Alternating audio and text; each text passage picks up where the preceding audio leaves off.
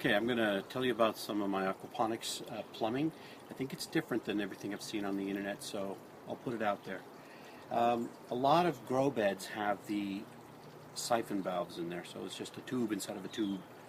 Water gets to a certain height, starts to go down the tube, creates a siphon which sucks all the water out of your grow beds down to the bottom where the air gets sucked in, killing the siphon, and it stops.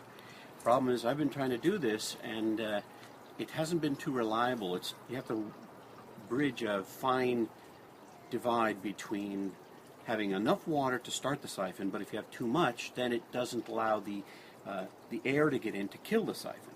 So I was thinking, wouldn't it be great if I could fill up my grow beds, and then when they start to the siphon and they're starting to empty, then kill the input so that it would for sure drain all the way down, and then you'd hear that gurgling sound, and the air would get in and stop the siphon for sure.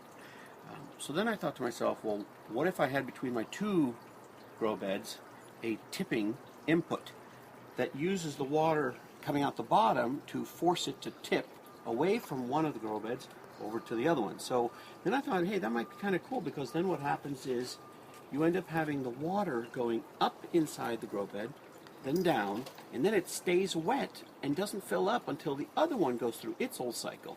I think that'll allow more oxygen to get down. Check this out. The water now is coming out of the bottom of the grow bed. At first, of course, it comes out just as a trickle. It takes about 20 seconds or so, and the siphon will start. A lot of water will come out.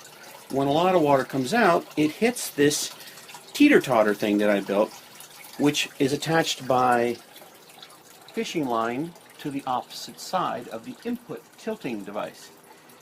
So what's going to happen is when that starts to do a lot of emptying, which should happen any second,